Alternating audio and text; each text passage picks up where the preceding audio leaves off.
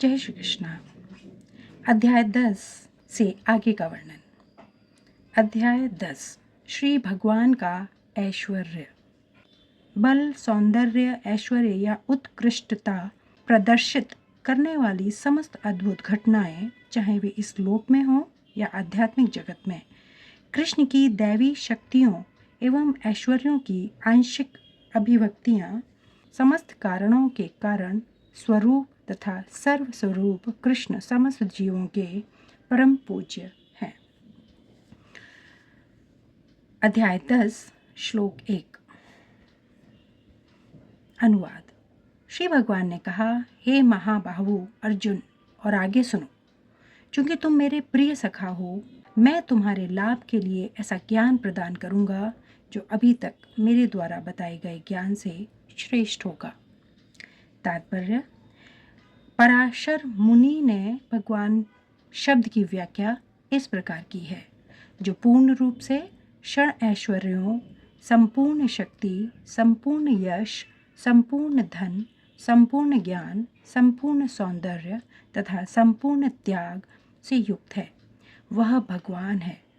जब कृष्ण इस धराधाम में थे तो उन्होंने छयों ऐश्वर्यों का प्रदर्शन किया था।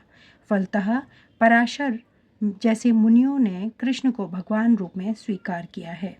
अब अर्जुन को कृष्ण अपने ऐश्वर्यों तथा कार्य का और भी गुह्य ज्ञान प्रदान कर रहे हैं। इसके पूर्व 7वें अध्याय से प्रारंभ करके वे अपनी शक्तियों तथा अपने कार्य करने के विषय में बता चुके हैं। अब इस अध्याय में वे अपने ऐश्वर्य का वर्णन कर रहे हैं। पिछले अध्याय में उन्होंने दृढ़ विश्वास के साथ भक्ति स्थापित करने में अपनी विभिन्न शक्तियों के योगदान की चर्चा स्पष्टतया की है। इस अध्याय में पुनः वे अर्जुन को अपनी सृष्टियों तथा विभिन्न ऐश्वर्यों के विषय में बता रहे हैं। जो जो भगवान के विषय में कोई सुनता है, त्यों त्यों वह भक्ति में रमता जाता है। मनुष्य को चाहिए कि भक्तों की संगति में भगवान के विषय में सदा श्रवण करे, इससे उसकी भक्ति बढ़ेगी। भक्तों के समाज में ऐसी चर्चाएं केवल उन लोगों के बीच हो सकती हैं जो सचमुच कृष्ण भावनामृत के इच्छुक हैं। ऐसी चर्चाओं में अन्य लोग भाग नहीं ले सकते। भगवान अर्जुन से स्पष्ट शब्दों में कहते हैं कि चूंकि तुम मुझे अत्यंत प्रिय हो, अतः तुम्हारे लाभ के लिए ऐसी बातें कह रहा हूँ। श्लोक 2। अनुवाद। न तो देवतागण मेरी उत्पत्ति या ऐश्वर्य को जानते हैं और न महर्षिगण ही जानते हैं, क्योंकि मैं सभी प्रकार के देवताओं और महर्षियों का ही कारण स्वरूप हूँ। तात्पर्य। जैसा कि ब्रह्म संहिता में कहा गया है कि भगवान कृष्ण ही परमेश्वर हैं, उनसे बढ़कर कोई नहीं है, वे समस्त कारणों के कारण हैं। यहाँ पर भगवान स्वयं कहते हैं कि वे समस्त देवताओं तथा ऋषियों के कारण हैं। देवता तथा महर्षि तक कृष्ण को नहीं समझ पाते। जब वे अपने नाम या उनके व्यक्तित्व को नहीं समझ पाते तो इस शूद्र लोक के तथा कथित विद्वानों के विषय में क्या कहा जा सकता है। कोई नहीं जानता कि परमेश्वर क्यों मनुष्य रूप में इस पृथ्वी पर आते हैं और ऐसे विस्मयजनक असामान्य कार्यकलाप करते हैं। तब तो यह समझ लेना चाहिए कि कृष्ण को जानने के लिए विद्वत्ता आवश्यक नहीं है। बड़े बड़े देवताओं तथा ऋषियों ने मानसिक चिंतन द्वारा कृष्ण को जानने का प्रयास किया, किंतु जान नहीं पाए। श्रीमद् भागवत में भी स्पष्ट कहा गया है कि बड़े से बड़े देवता भी भगवान को नहीं जान पाते। जहाँ तक उनकी अपूर्ण इंद्रियां पहुँच पाती हैं, वहीं तक वे सोच पाते हैं और निर्विशेषवाद के ऐसे विपरीत निष्कर्ष को प्राप्त होते हैं जो प्रकृति के तीनों गुणों द्वारा व्यक्त नहीं होता, या कि वे मन चिंतन द्वारा कुछ कल्पना करते हैं, किंतु इस तरह के मूर्खतापूर्ण चिंतन से कृष्ण को नहीं समझा जा सकता। यहाँ पर भगवान अप्रत्यक्ष रूप में यह कहते हैं कि यदि कोई परम सत्य को जानना चाहता है तो लो, मैं भगवान के रूप में यहाँ हूँ, मैं परम भगवान हूँ। मनुष्य को चाहिए कि इसे समझे। यद्यपि अचिंत्य भगवान को साक्षात रूप में कोई नहीं जान सकता, तो भी वे विद्यमान रहते हैं। वास्तव में हम सच्चिदानंद रूप कृष्ण को तभी समझ सकते हैं जब भगवत गीता तथा श्रीमद् भागवत में उनके वचनों को पढ़ें, जो भगवान की अपरा शक्ति में हैं। उन्हें ईश्वर की अनुभूति किसी शासन करने वाली शक्ति या निर्विशेष ब्रह्म रूप में होती है, किंतु भगवान को जानने के लिए दिव्य स्थिति में होना आवश्यक है। चूंकि अधिकांश लोग कृष्ण को उनके वास्तविक रूप में नहीं समझ पाते, अतः वे अपनी अहेतुकी कृपा से ऐसी चिंतकों पर दया दिखाने के लिए अवतरित होते हैं। ये चिंतक भगवान के असामान्य कार्यकलापों के होते हुए भी भौतिक शक्ति माया से कलमशग्रस्त होने के कारण निर्विशेष ब्रह्मा को ही सर्वश्रेष्ठ मानते हैं। केवल भक्तगण ही जो भगवान की शरण पूर्णतः ग्रहण कर चुके हैं, भगवत कृपा से समझ पाते हैं कि कृष्ण सर्वश्रेष्ठ हैं। भगवत भक्त निर्विशेष ब्रह्मा की परवाह नहीं करते। वे अपनी श्रद्धा तथा भक्ति के कारण परमेश्वर की शरण ग्रहण करते हैं और कृष्ण की अहेतुकी कृपा से ही उन्हें समझ पाते हैं। अन्य कोई उन्हें नहीं समझ पाता। अतः बड़े से बड़े ऋषि भी स्वीकार करते हैं कि आत्मा या परमात्मा तो वह है जिसकी हम पूजा करते हैं। श्लोक 3 अनुवाद। जो मुझे अजन्मा अनादि समस्त लोकों के स्वामी के रूप में जानता है, मनुष्यों में केवल वही मोह रहित और समस्त पापों से मुक्त होता है। तात्पर्य, जैसा कि 7वें अध्याय में कहा गया है, जो लोग आत्म साक्षात्कार के पद तक उठने के लिए प्रयत्नशील होते हैं, वे सामान्य व्यक्ति नहीं हैं। वे उन करोड़ों सामान्य व्यक्तियों से श्रेष्ठ हैं जिन्हें आत्म साक्षात्कार का ज्ञान नहीं होता, किंतु जो वास्तविक में अपनी आध्यात्मिक स्थिति को समझने के लिए प्रयत्नशील होते हैं, उनमें से श्रेष्ठ वही हैं जो यह जान लेता है कि कृष्ण ही भगवान प्रत्येक वस्तु के स्वामी तथा अजन्मा है। वही सबसे अधिक सफल अध्यात्म ज्ञानी है। जब वह कृष्ण की परम स्थिति को पूरी तरह समझ लेता है, उसी दशा में वह समस्त पाप कर्मों से मुक्त हो पाता है। यहाँ पर भगवान को अज अर्थात अजन्मा कहा गया है, किंतु वे द्वितीय अध्याय में वर्णित उन जीवों से भिन्न हैं जिन्हें अज कहा गया है। भगवान जीवों से भिन्न है, क्योंकि जीव भौतिक आसक्तिवश जन्म लेते तथा मरते रहते हैं। बद्ध जीव अपना शरीर बदलते रहते हैं, किंतु भगवान का शरीर परिवर्तनशील नहीं है। यहाँ तक कि जब वे इस लोक में आते हैं तो भी वे उसी अजन्मा रूप में आते हैं। इसलिए 4वें अध्याय में कहा गया है कि भगवान अपनी अंतरंगा शक्ति के कारण अपराशक्ति माया के अधीन नहीं है, अपितु पराशक्ति में रहते हैं। इस श्लोक के व्यक्ति लोक महेश्वरम शब्दों से सूचित होता है कि मनुष्य को यह जानना चाहिए कि भगवान कृष्ण ब्रह्मांड के सभी लोकों के परम स्वामी हैं। वे सृष्टि के पूर्व थे और अपनी सृष्टि से भिन्न हैं। सारे देवता इसी भौतिक जगत में उत्पन्न हुए, किंतु कृष्ण अजन्मा है। फलतः वे ब्रह्मा तथा शिवजी जैसे बड़े बड़े देवताओं से भी भिन्न हैं, और चूंकि वे ब्रह्मा, शिव तथा अन्य समस्त देवताओं के सृष्टा हैं, अतः वे समस्त लोकों के परम पुरुष हैं। अतएव श्री कृष्ण उस हर वस्तु से भिन्न है जिसकी सृष्टि हुई है, और जो उन्हें इस रूप में जान लेता है वह तुरंत ही सारे पाप कर्मों से मुक्त हो जाता है। परमेश्वर का ज्ञान प्राप्त करने के लिए मनुष्य को समस्त पाप कर्मों से मुक्त होना चाहिए। जैसा कि भगवत गीता में कहा गया है कि उन्हें केवल भक्ति के द्वारा जाना जा सकता है, किसी अन्य साधन से नहीं। मनुष्य को चाहिए कि कृष्ण को सामान्य मनुष्य न समझे। जैसा कि पहले कहा जा चुका है, केवल मूर्ख व्यक्ति ही उन्हें मनुष्य मानता है। इसे यहाँ भिन्न प्रकार से कहा गया है। जो व्यक्ति मूर्ख नहीं है, जो भगवान के स्वरूप को ठीक से समझ सकता है, वह समस्त पाप कर्मों से मुक्त है। यदि कृष्ण देवकी पुत्र में विख्यात हैं, तो फिर वे अजन्मा कैसे हो सकते हैं? इसकी व्याख्या श्रीमद् भागवत में भी की गई है। जब वे देवकी तथा वासुदेव के समक्ष प्रकट हुए तो वे सामान्य शिशु की तरह नहीं जन्मे। वे अपने आदि रूप में प्रकट हुए और फिर एक सामान्य शिशु में परिणत हो गए। कृष्ण की अध्यक्षता में जो भी कर्म किया जाता है वह दिव्य है। वह शुभ या अशुभ फलों से दूषित नहीं होता। इस जगत में शुभ या अशुभ वस्तुओं का बोध बहुत कुछ मनोधर्म है, क्योंकि इस भौतिक जगत में कुछ भी शुभ नहीं है। प्रत्येक वस्तु अशुभ है क्योंकि प्रकृति स्वयं ही अशुभ है। हम इसे शुभ मानने की कल्पना मात्र करते हैं। वास्तविक मंगल तो पूर्ण भक्ति और सेवा भाव से युक्त कृष्ण भावनामृत में ही पर ही निर्भर करता है। अतः यदि हम तनिक भी चाहते हैं कि हमारे कर्म शुभ हों तो हमें परमेश्वर की आज्ञा से कर्म करना चाहिए।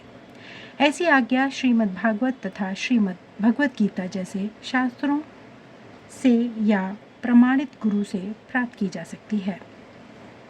चूंकि गुरु भगवान का प्रतिनिधि होता है, अतः उसकी आज्ञा प्रत्यक्षतः परमेश्वर की आज्ञा होती है। गुरु, साधु तथा शास्त्र एक ही प्रकार से आज्ञा देते हैं। इन तीनों स्रोतों में कोई विरोध नहीं होता। इस प्रकार से किए गए सारे कार्य इस जगत के शुभाशुभ कर्म फलों से मुक्त होते हैं। कर्म संपन्न करते हुए भक्त की दिव्य मनोवृत्ति वैराग्य की होती है, जिसे संन्यास कहते हैं। जैसा कि भगवत गीता के 6 अध्याय के प्रथम श्लोक में कहा गया है कि जो भगवान का आदेश मानकर कोई कर्तव्य करता है और जो अपने कर्म फलों की शरण ग्रहण नहीं करता, अनाश्रित कर्म फलत, वही असली सन्यासी है। जो भगवान के निर्देशानुसार कर्म करता है, वास्तव में सन्यासी तथा योगी वही है, केवल सन्यासी या क्षण योगी के वेश में रहने वाला व्यक्ति नहीं। श्लोक 4 और 5 अनुवाद। बुद्धि, ज्ञान, संशय तथा मोह से मुक्ति, क्षमा भाव, सत्यता, इंद्रिय निग्रह, मन निग्रह, सुख तथा दुख, जन्म मृत्यु, भय अभय, अहिंसा, समता, तुष्टि, तप, दान, यश तथा अपयश, जीवों के ये विविध गुण मेरे ही द्वारा उत्पन्न हैं।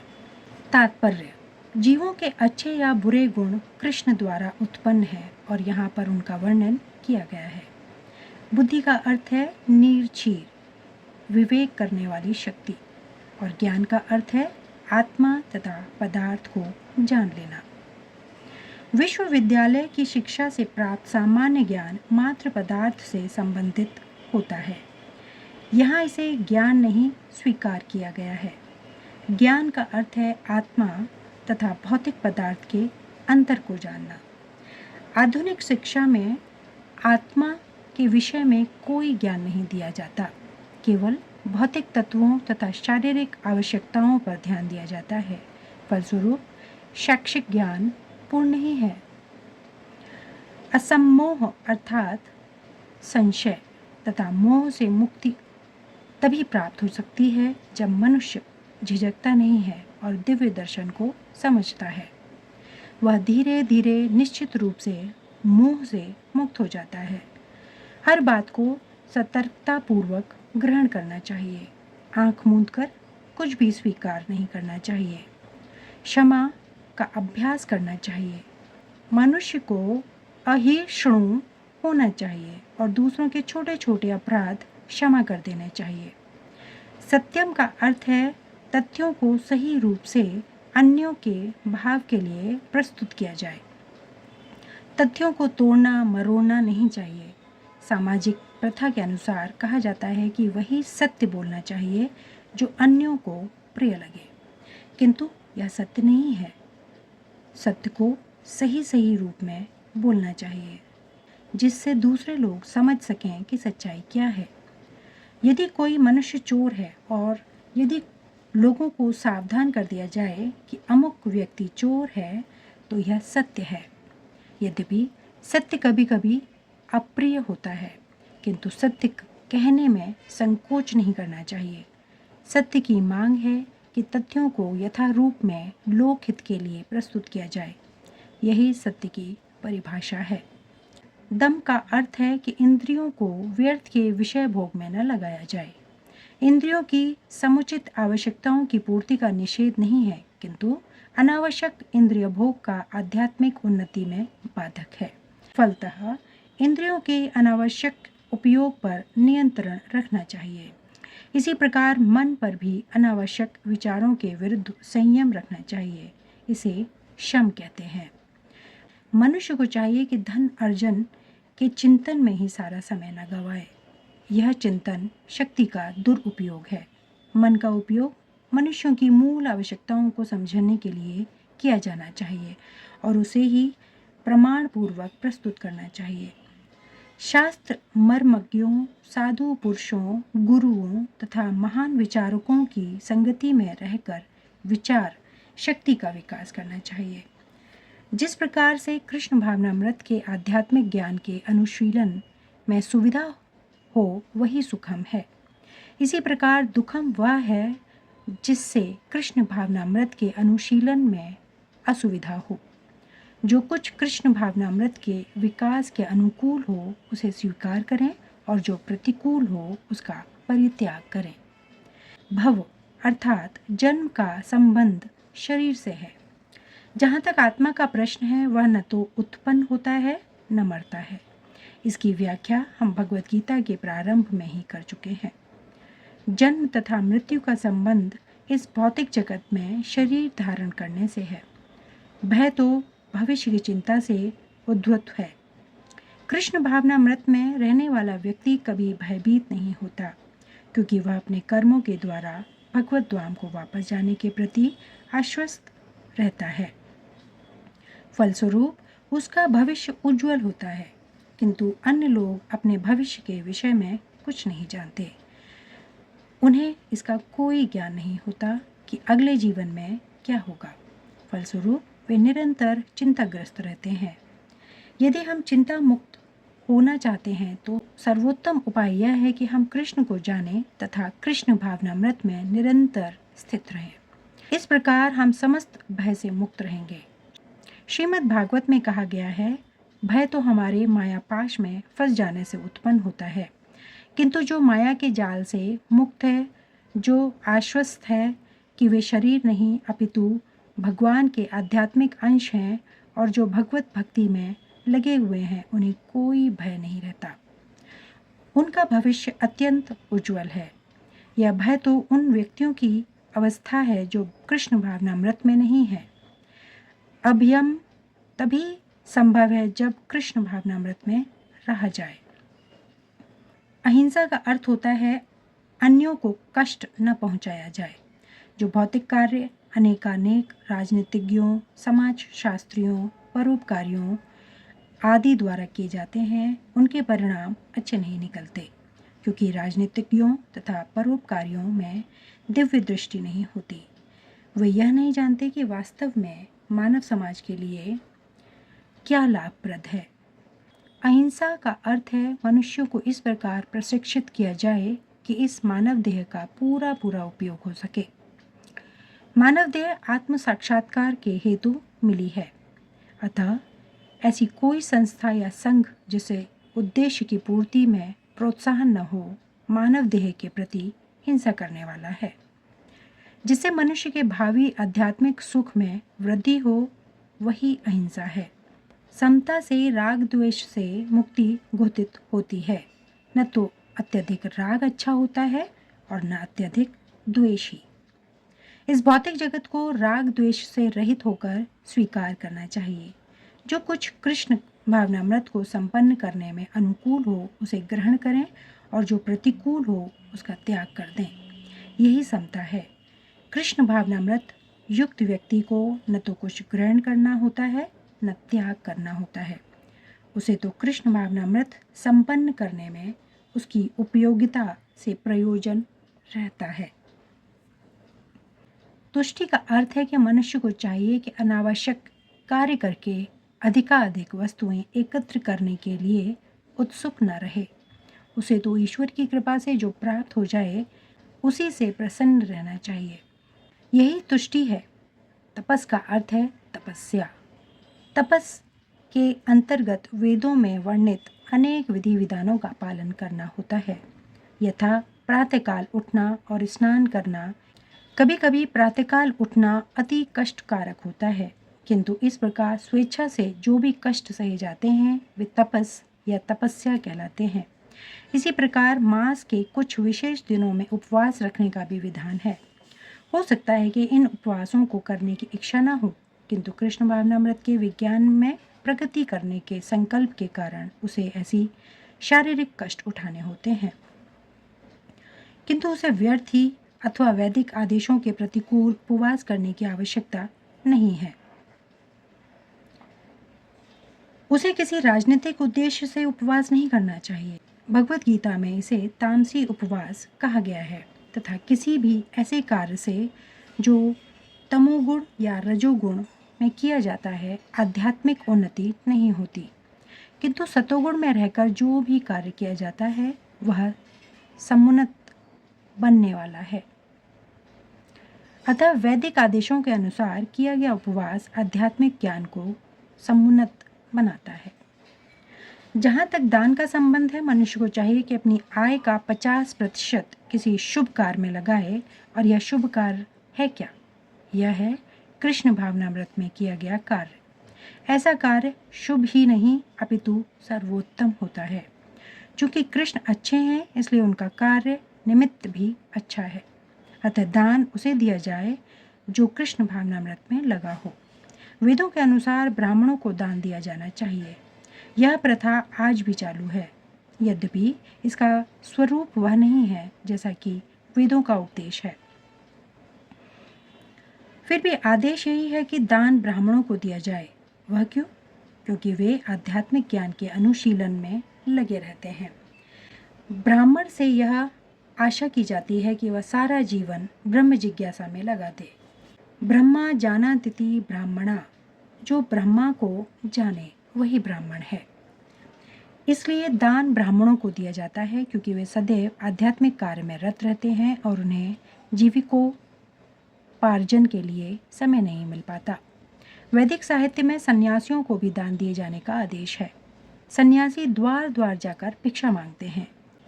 वे धनार्जन के लिए नहीं अपितु प्रचारार्थ ऐसा करते हैं। वे द्वार द्वार जाकर गृहस्थों को अज्ञान की निद्रा से जगाते हैं। चूँकि गृहस्थ गृह कार्यों में व्यस्त रहने के कारण अपने जीवन के वास्तविक उद्देश्य को कृष्ण भावनामृत जगाने को भूले रहते हैं, अतः यह सन्यासियों का कर्तव्य है कि वे भिखारी बनकर गृहस्थों के पास जाएं और कृष्ण भावना भावित होने के लिए उन्हें प्रेरित करें। वेदों का कथन है कि मनुष्य जागे और मानव जीवन में जो प्राप्त करना है उसे प्राप्त करे। सन्यासियों द्वारा यह ज्ञान तथा विधि वितरित की जाती है, अतः सन्यासियों को ब्राह्मणों को तथा इसी प्रकार के उत्तम कार्य के लिए दान देना चाहिए, किसी सनक के कारण नहीं। यशस्स भगवान चैतन्य के अनुसार होना चाहिए। उनका कथन है कि मनुष्य तभी प्रसिद्धि यश प्राप्त करता है जब वह महान भक्त के रूप में जाना जाता हो। यही वास्तविक यश है। यदि कोई कृष्ण भावनामृत में महान बनता है और विख्यात होता है तो वही वास्तव में प्रसिद्धि है। जिसे ऐसा यश प्राप्त न हो वह अप्रसिद्ध है। ये सारे गुण संसार भर में मानव समाज में तथा देव समाज में प्रकट होते हैं।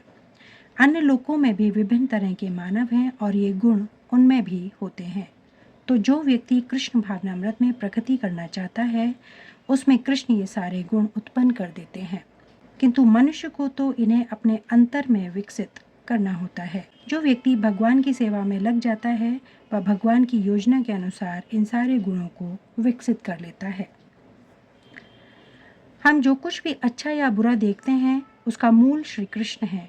इस संसार में कोई भी ऐसी वस्तु नहीं है जो कृष्ण में स्थित न हो, यही ज्ञान है। यद्यपि हम जानते हैं कि वस्तुएं विभिन्न रूप में स्थित हैं, किंतु हमें यह अनुभव करना चाहिए कि सारी वस्तुएं कृष्ण से ही उत्पन्न हैं।